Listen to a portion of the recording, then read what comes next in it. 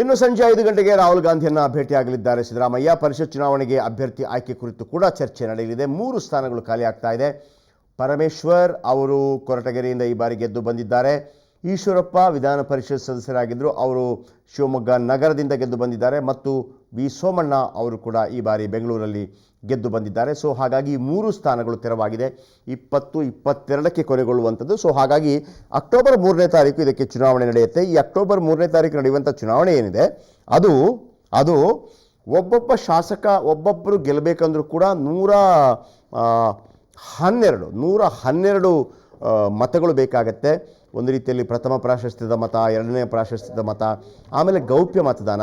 ಇದು ವಿಧಾನ ಪರಿಷತ್ಗೆ ಯಾವ ರೀತಿ ಚುನಾವಣೆ ನಡೆಯುತ್ತೆ ಅಂದರೆ ವಿಧಾನ ಪರಿಷತ್ತಿನಿಂದ ಆಯ್ಕೆ ಆಗುವಂಥ ಅಭ್ಯರ್ಥಿಗಳಾಗ್ತಾರೆ ಇವರು. ಸೊ ಹಾಗಾಗಿ ವಿಧಾನ ಪರಿಷತ್ನಲ್ಲಿ ಒಟ್ಟು 222 ಸದಸ್ಯರಿದ್ದಾರೆ.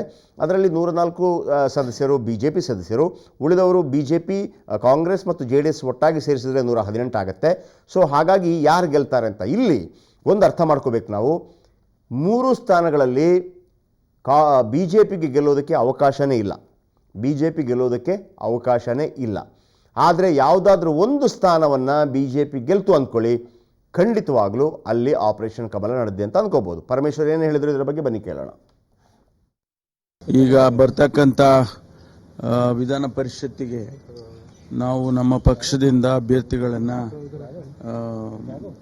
ಆಯ್ಕೆ ಮಾಡಬೇಕು, ಅದಕ್ಕಾಗಿ ಬಂದಿದ್ದೇವೆ. ಅದರ ಜೊತೆಗೆ ಪಕ್ಷದ ಅನೇಕ ನಾಮಿನೇಷನ್ಸ್ಗಳು ನಮ್ಮ ಕಾರ್ಯಕರ್ತರಿಗೆ ಮತ್ತು ಶಾಸಕರಿಗೆ ಸರ್ಕಾರದಲ್ಲಿ ಏನು ನಾಮಿನೇಷನ್ಸ್ಗಳು ಮಾಡಬೇಕಾಯ್ತು ಬೋರ್ಡ್ ಕಾರ್ಪೊರೇಷನ್ಸ್ಗೆ, ಅದನ್ನು ಕೂಡ ಚರ್ಚೆ ಮಾಡಬೇಕು ಅಂತ ಹೇಳಿ ಬಂದಿದ್ದೇವೆ.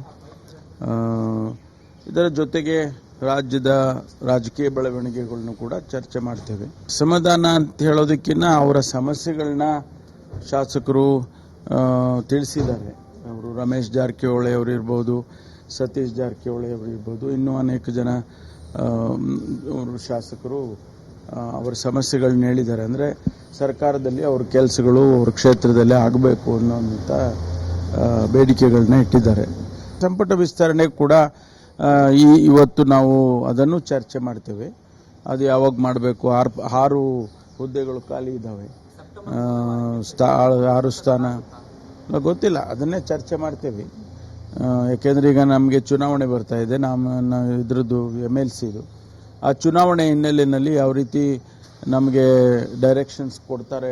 ಓಕೆ ವೀಕ್ಷಕರೇ, ಸುವರ್ಣ ನ್ಯೂಸ್ ಕೇವಲ ಕರ್ನಾಟಕ ಸುತ್ತಮುತ್ತ ಮಾತ್ರವಲ್ಲ, ದೆಹಲಿಯಿಂದ ಕೂಡ ಇದೀಗ ದೆಹಲಿಗೆ ಶಿಫ್ಟ್ ಆಗಿದೆ. ದೆಹಲಿಯಿಂದ ಕೂಡ ನೇರ ಪ್ರಸಾರದಲ್ಲಿ ಹಲವಾರು ರಾಜಕೀಯ ವಿದ್ಯಮಾನಗಳನ್ನು ನಿಮಗೆ ಹೇಳ್ತಾ ಹೋಗ್ತೀವಿ. ಶರತ್ ನಮ್ಮ ಕಲೀಗ್ ಇದೀಗ ದೆಹಲಿಯಲ್ಲಿದ್ದಾರೆ, ಅದರ ಬಗ್ಗೆ ಹೆಚ್ಚಿನ ಮಾಹಿತಿಯನ್ನು ಕೊಡ್ತಾರೆ. ಎಸ್, ದೆಹಲಿಯಲ್ಲಿ ಆಲ್ರೆಡಿ ಸಿದ್ದರಾಮಯ್ಯನವರು ಬಂದ ನಂತರ ಏನೇನೆಲ್ಲ ಆಯಿತು, ಇವತ್ತು ಏನೇನೆಲ್ಲ ಆಗತ್ತೆ, ಕಾಂಗ್ರೆಸ್ ಪಾಳ್ಯದಲ್ಲಿ ಏನು ಮಾತುಕತೆ ದೆಹಲಿ ಮಟ್ಟದಲ್ಲಿ ಏನಾಗ್ತಾ ಇದೆ, ಮತ್ತು BJP ಪಾಳ್ಯದಲ್ಲಿ ದೆಹಲಿ ಮಟ್ಟದಲ್ಲಿ ಯಾವ ರೀತಿಯ ಮಾತುಕತೆಗಳಾಗ್ತಾ ಇದೆ, ಎಲ್ಲ ಅಂತೆಕಂತೆಗಳು ಅಂತ ತಳ್ಳಿ ಹಾಕ್ತಾ ಇದ್ದಾರೆ. ಆದರೆ ಖಂಡಿತವಾಗ್ಲೂ ಗೊತ್ತಿದೆ, ಸಮಥಿಂಗ್ ಈಸ್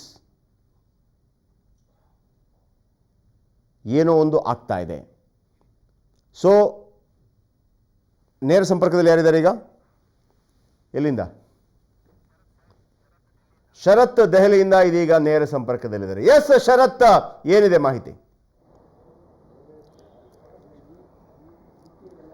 ಜಯಪ್ರಕಾಶ್, ಕಾಂಗ್ರೆಸ್ನಲ್ಲಿ ಕಳೆದ 15 ದಿನಗಳಿಂದ ಏನು ರಾಜ್ಯದಲ್ಲಿ ಉಲ್ಬಣಗೊಂಡಿತ್ತು ಅಸಮಾಧಾನ, ಸಭೆ ಮೇಲೆ ಸಭೆ, ಕೆಲವೊಂದು ಪ್ರತ್ಯೇಕ ಸಭೆಗಳು, ಈ ಥರದ ಸಾಕಷ್ಟು ಸಭೆಗಳು ಕಳೆದ 15 ದಿನಗಳಿಂದ ನಡೀತಾ ಇತ್ತು. ಅದೆಲ್ಲದೂ ಕೂಡ ಈಗ ದೆಹಲಿ ಅಂಗಳಕ್ಕೆ ಬಂದಿರುವಂಥದ್ದು. ನಿನ್ನೆ ಸಾಕಷ್ಟು ಸಂಧಾನ ಸಭೆಗಳು ಕೂಡ ಮಾಜಿ ಮುಖ್ಯಮಂತ್ರಿ ಸಿದ್ದರಾಮಯ್ಯನವರು ಬೆಂಗಳೂರಿನಲ್ಲಿ ನಡೆಸಿದ್ರು. ತದನಂತರ ಅವರ ಹೇಳಿಕೆಗಳನ್ನು, ಅವರ ಸಮಸ್ಯೆಗಳನ್ನು ಆಲಿಸಿಕೊಂಡು ಇವತ್ತು ದೆಹಲಿ ಅಂಗಳಕ್ಕೆ ಬಂದಿರುವಂಥದ್ದು. ಇವತ್ತು ಸಂಜೆ ಕಾಂಗ್ರೆಸ್ನ CLP ನಾಯಕರಾದಂಥ ಸಿದ್ದರಾಮಯ್ಯನವರ ನೇತೃತ್ವದಲ್ಲಿ ಕಾಂಗ್ರೆಸ್ AICC ಅಧ್ಯಕ್ಷರಾದಂಥ ರಾಹುಲ್ ಗಾಂಧಿ ಅವರನ್ನ ಭೇಟಿಯಾಗಲಿದ್ದಾರೆ. ಸಿದ್ದರಾಮಯ್ಯನವರ ಜೊತೆಗೆ DCM ಪರಮೇಶ್ವರ್ ಇರ್ಬೋದು, ರಾಜ್ಯ ಉಸ್ತುವಾರಿ KC ವೇಣುಗೋಪಾಲ್ ಹಾಗೂ ದಿನೇಶ್ ಗುಂಡೂರಾವ್ ಸೇರಿದಂತೆ ಸಾಕಷ್ಟು ಹಿರಿಯ ನಾಯಕರು ಕೂಡ ರಾಹುಲ್ ಗಾಂಧಿ ಅವರನ್ನ ಭೇಟಿ ಮಾಡಲಿದ್ದಾರೆ. ಈಗಷ್ಟೇ ಕರ್ನಾಟಕ ಭವನಕ್ಕೆ ಕೆಲವೇ ಕ್ಷಣಗಳ ಹಿಂದೆ DCM ಪರಮೇಶ್ವರ್ ಕೂಡ ದೆಹಲಿಗೆ ಆಗಮಿಸಿದ್ರು. ನಿನ್ನೆ ಈಗಾಗಲೇ ದಿನೇಶ್ ಗುಂಡೂರಾವ್ ಹಾಗೂ ಸಿದ್ದರಾಮಯ್ಯನವರು ಬಂದಿದ್ರು. ಈಗಷ್ಟೇ ಕರ್ನಾಟಕ ಭವನದಿಂದ ರಾಜ್ಯ ಉಸ್ತುವಾರಿಯಾದಂಥ KC ವೇಣುಗೋಪಾಲ್ ಅವರನ್ನ ಅವರನ್ನ ಭೇಟಿ ಮಾಡಲಿಕ್ಕೆ ಕರ್ನಾಟಕ ಭವನದಿಂದ ತೆರಳಿದ್ದಾರೆ. ಸಂಜೆ 5 ಗಂಟೆಗೆ ರಾಹುಲ್ ಗಾಂಧಿಯನ್ನ ಭೇಟಿ ಮಾಡಿದ್ದಾರೆ. ಪ್ರಮುಖವಾಗಿ ಇವತ್ತು ರಾಹುಲ್ ಗಾಂಧಿ ಮುಂದೆ ಚರ್ಚೆ ಮಾಡಬೇಕಾಗಿರುವಂಥದ್ದು ರಾಜ್ಯದಲ್ಲಿ ಉಲ್ಬಣಗೊಂಡಿರುವ ಕಾಂಗ್ರೆಸ್ನಲ್ಲಿ ಸಾಕಷ್ಟು ಶಾಸಕರು ಅಸಮಾಧಾನಗೊಂಡಿರುವಂಥದ್ದು ಆಪರೇಷನ್ ಕಮಲ ಹಾಗೂ ಜಾರಕಿಹೊಳಿ ಬ್ರದರ್ಸ್ ಏನು ಅಸಮಾಧಾನ ವ್ಯಕ್ತಪಡಿಸಿದ್ದಾರೆ, ಇದ್ರ ಬಗ್ಗೆ ಸಾಕಷ್ಟು ಪ್ರಮುಖವಾಗಿ ಚರ್ಚೆ ಆಗುತ್ತೆ. ಅಲ್ಲದೆ ವಿಧಾನ ಪರಿಷತ್ಗೆ ಏನು ಚುನಾವಣೆ ನಡೀತಾ ಇದೆ ಅದಕ್ಕೆ ಯಾರನ್ನೆಲ್ಲ ಆಯ್ಕೆ ಮಾಡಬೇಕು ಅನ್ನೋದ್ರ ಬಗ್ಗೆ ರಾಹುಲ್ ಗಾಂಧಿ ಮುಂದೆ ಚರ್ಚೆ ಆಗುತ್ತೆ. ಪ್ರಮುಖವಾಗಿ ಜಾರಕಿಹೊಳಿ ಬ್ರದರ್ಸ್ ಹಾಗೂ ಆಪರೇಷನ್ ಕಮಲದ ಬಗ್ಗೆ ರಾಹುಲ್ ಗಾಂಧಿಯ ಮುಂದೆ ಚರ್ಚೆಯನ್ನು ನಡೆಸಲಿದ್ದಾರೆ. ಜಯಪ್ರಕಾಶ್. Yes, thank you. ನಿಮ್ಮಿಂದ ಸಾಕಷ್ಟು ಲೈವ್ ಚಾಟ್ಗಳನ್ನು ನಿರೀಕ್ಷೆ ಮಾಡ್ತಾ ಇದ್ದೀವಿ. Sharath, thank you very much. ಯಾಕಂದರೆ ದೆಹಲಿಗೆ ಶಿಫ್ಟ್ ಆಗಿದೆ, ಇದೀಗ ದೆಹಲಿಗೆ ಶಿಫ್ಟ್ ಆಗಿದೆ ರಾಜ್ಯ ರಾಜಕಾರಣ, ವಿಶೇಷವಾಗಿ ಕಾಂಗ್ರೆಸ್ ರಾಜಕಾರಣ. ನೋಡೋಣ.